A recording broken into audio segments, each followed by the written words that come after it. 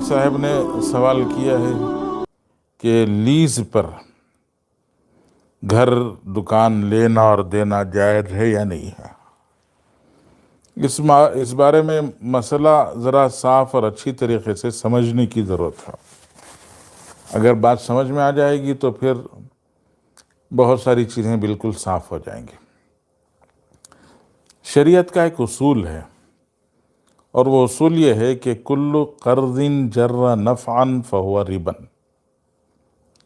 کہ قرض دے کر اگر نفع اٹھایا جائے تو وہ سود کہلاتا ہے۔ قرض دے کر نفع اٹھایا جائے تو اسے سود کہتے ہیں۔ مثال کے طور سے عبداللہ صاحب نے عبد الرحمن صاحب کو 10,000 روپے قرض دیے 2 مہینے کے لیے۔ 2 مہینے کے بعد یہ اپنا قرض واپس لوٹا رہے ہیں، تو لوٹاتے وقت پر انہوں نے بجائے 10,000 کے 11,000 روپے لوٹا دیے، تو گویا قرض دے کر نفع اٹھانا ہوا، اور یہ قرض دے کر جو نفع اٹھایا گیا اس نفع کو سود کہا جاتا ہے۔ ہمارے بہت سارے اکابر بزرگان دین بہت احتیاط کرتے تھے۔ حضرت امام اعظم ابو حنیفہ رحمۃ اللہ علیہ کا قصہ آپ نے سنا ہوگا، بہت ساروں کو قصہ سمجھ میں بھی نہیں آیا ہوگا، لیکن یہ اصول سن کر پھر جب آپ یہ قصہ سنیں گے تو آپ کو بات سمجھ میں آئے گی کہ ایک مقروض تھے جو حضرت امام اعظم ابو حنیفہ رحمۃ اللہ علیہ سے ایک صاحب نے قرض لیا تھا، اور حضرت راستے سے گزر رہے تھے، کسی کے انتظار میں تھوڑی دیر کے لیے رکنا پڑا، تو جو امام اعظم رحمۃ اللہ علیہ کے مقروض تھے ان کا گھر تھا، اور اس گھر کا سایہ پڑ رہا تھا، تو دھوپ میں انتظار کرنا تھا۔ تو عام طور سے ہر آدمی سمجھتا ہے کہ دھوپ میں جب انتظار کرنا پڑے تو سائے میں کھڑے ہو کر انتظار کرنا چاہیے۔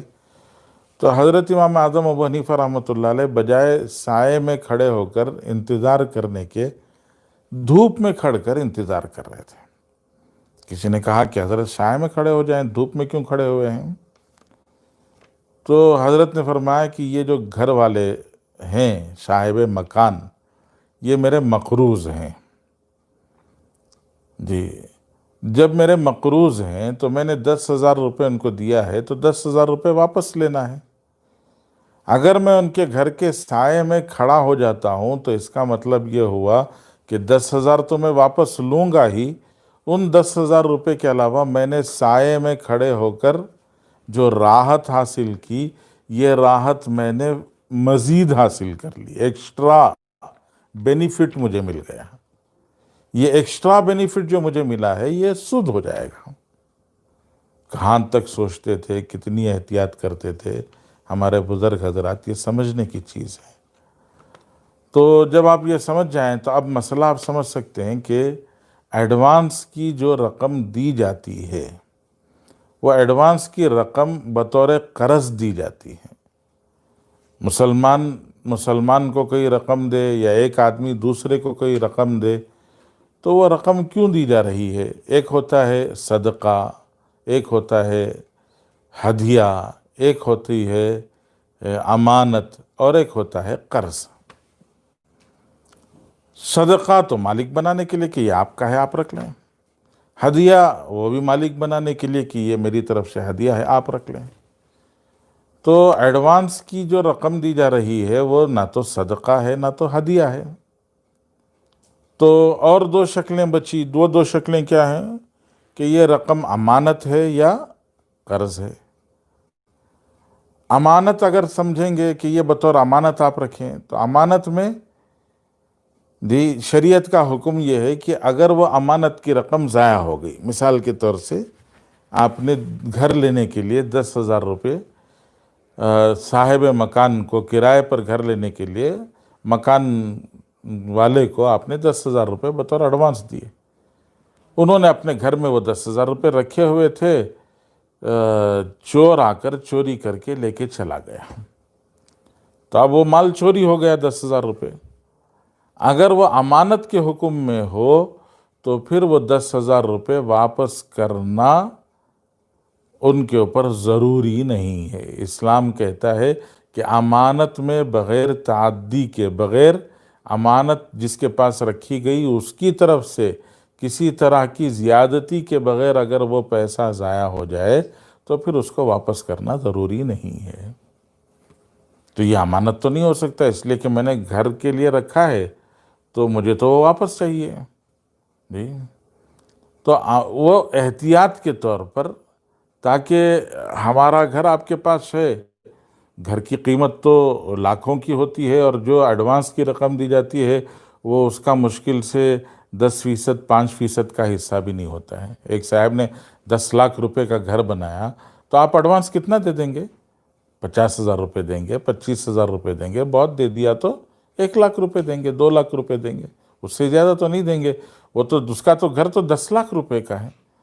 تو بس کسی طرح کا کوئی نقصان ہونا ہو جائے، اگر نقصان ہو گیا اور اچانک وہ کرایہ دار گھر چھوڑ کے راتوں رات غائب ہو گیا تو میرا جو نقصان ہوا ہے اس کی تلافی کیسے ہوگی؟ 2-4 مہینے اس نے کرایہ نہیں ادا کیا تو میں اپنا کرایہ کیسے وصول کروں گا؟ ان ساری چیزوں کے لیے بطور ضمانت، بطور قرض وہ رقم یہ رکھی جاتی ہے صاحب مکان، مالک مکان کے پاس جی۔ اب وہ رقم جو ہوئی وہ رقم تو بطور امانت رکھی گئی۔ اب جو گھر کا فائدہ آپ اٹھا رہے ہیں کہ گھر میں آپ کرائے کے طور پر رہے، تو گھر کا جو فائدہ آپ اٹھا رہے ہیں وہ گھر کا تو آپ کو کرایہ دینا پڑے گا، کہ وہ گھر محلے میں، اس محلے میں گھر جو ملتا ہے وہ 5,000 کا ملتا ہے، 10,000 کا ملتا ہے، تو وہ 10,000 جو آپ نے 1 لاکھ روپے دیے وہ تو الگ ہو گیا۔ یہ جو گھر سے آپ نے مہینہ بھر فائدہ اٹھایا، اس مہینہ بھر فائدہ اٹھانے کا 5,000 روپے آپ کو دینا ہے جی، ہر مہینے آپ کو ادا کرنا ہے۔ لیز میں کیا ہوتا ہے؟ لیز میں یہ ہوتا ہے کہ ایک آدمی نے مثال کے طور سے 50,000 روپے ایڈوانس کے طور پر رقم لی جاتی تھی، اس نے بجائے 50,000 روپے کے 5 لاکھ روپے دے دیے۔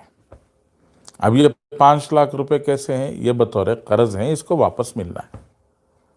اس کے 5 لاکھ کے حفاظت کے لیے اس نے کیا کیا؟ اس نے کہا کہ آپ کا گھر جو ہے میرے پاس رہے گا، میں اسے اپنے پاس رکھوں گا جی، جیسے رہن گروی رکھتے ہیں جی۔ آپ کسی کے پاس لے جا کر اپنا زیور گروی رکھ دیں تو اس سے آپ 5 لاکھ روپے آپ اس سے لے رہے ہیں، وہ 5 لاکھ روپے کی ضمانت کے لیے آپ جو ہے 6 لاکھ، 6.5 لاکھ روپے کا زیور اس کے پاس گروی رکھ دیتے ہیں جی۔ تو ایسے ہی آپ نے فلاں صاحب کو، مالک مکان کو 5 لاکھ روپے دیے تو اس کے طرف سے بطور ضمانت کے آپ نے گھر لے لیا۔ اب یہ گھر آپ کو بغیر استعمال کے جیسا ہے ویسے ہی، جب تک آپ کی رقم ملے نہیں ویسے ہی آپ کو رکھنا چاہیے، جیسے گروی میں زیور ویسے ہی رکھا جاتا ہے۔ اگر آپ اس گھر کو استعمال کرتے ہیں تو گھر کا استعمال کرنا ایک الگ معاملہ ہے، 5 لاکھ روپے دینا ایک الگ معاملہ ہے ٹھیک۔ اگر آپ اس گھر سے فائدہ اٹھائیں تو وہ صاحب جو مالک مکان ہیں، چونکہ انہوں نے آپ سے 5 لاکھ روپے قرض لے لیا ہے، اس لیے پیسے کی وجہ سے ان کی زبان بند ہو گئی۔ اب وہ آپ کو نہیں بول سکتے بھئی میرے گھر میں آپ کیوں رہیں، کیوں فائدہ اٹھا رہے ہیں، یہ نہیں بول سکتے۔ تو آپ کو کیا ہوا کہ قرض دینے کی وجہ سے آپ کو گھر کا نفع مل رہا ہے، اور گھر کا کرایہ عام طور سے 5,000 روپے دیا جاتا ہے، اور 11 مہینے یا 12 مہینے آپ نے اس گھر سے فائدہ اٹھایا، 11-12 مہینے کے بعد آپ کو آپ کی رقم مل گئی، آپ نے گھر واپس چھوڑ دیا، تو مطلب یہ ہوا کہ یہ 5-5 ہزار روپے کے اعتبار سے 60,000 روپے آپ نے سود وصول کر لیا۔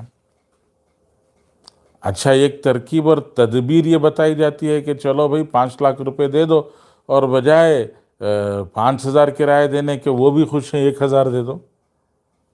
خوش کوئی نہیں ہوتا ہے، یہ خامخواہ ایکٹنگ ہوتی ہے، اداکاری ہوتی ہے کہ وہ خوش ہو گیا۔ کہاں خوش ہوتا ہے؟ مجھے 5,000 روپے ملنے چاہیے تو 1,000 روپے کوئی دے تو میں خوش کہاں ہوں گا؟ مجبوری کی وجہ سے خاموش رہوں گا، بس اتنی بات ہے۔ تو وہ خوش نہیں ہوتے ہیں۔ تو آپ نے کچھ نہ دیا تو 5,000 کا سود لیا، 1,000 روپے اگر آپ نے دیا تو 4,000 کا سود لیا، 2,000 اگر آپ نے دیا تو 3,000 کا سود لیا۔ تو شریعت یہ کہتی ہے کہ کلو قرض جر نفعن، ہر وہ قرض جس قرض کے ذریعے سے نفع اٹھایا جائے وہ قرض کے ذریعے سے اٹھائے جانے والا نفع وہ سود کہلاتا ہے۔ تو اس لیے لیز کی شکل اسلام میں شریعت میں درست نہیں ہے۔ کرایہ ایڈوانس دیا جائے، کرایہ جو محلے میں ہے، عرف میں اس علاقے کا جو کرایہ ہے معروف وہ دیا جائے، اس میں کچھ تھوڑی بہت رعایت کرنے کا حق مالک مکان کو حاصل ہے۔ وہ کسی کو 10,000 میں دے رہا ہے، کسی کو 8,000 میں دے رہا ہے، کسی محتاج ضرورت مند کو 3,000 میں دے رہا ہے، تو اس کا اپنا اختیار ہے، لیکن وہ معاملہ ایڈوانس کی زیادتی سے متعلق نہیں ہونا چاہیے۔ کل لیز کے متعلق ایک سوال کیا گیا تھا اور اس کا تفصیل سے جواب دیا گیا۔ اس جواب کے بعد بھی کچھ لوگوں نے، کچھ دوستوں نے اس میں مزید تفصیل پوچھنی چاہی ہے، تو اس کے متعلق ایک ہمارے دوست بتاتے ہیں کہ وہ ریئل اسٹیٹ کا کاروبار کرتے ہیں، تو بہت سارے لوگ جیسے زمین خریدنے کے لیے آتے ہیں اور گھر کرائے پر لینے کے لیے آتے ہیں، ویسے بہت سارے لوگ لیز پر لینے کے لیے بھی آتے ہیں۔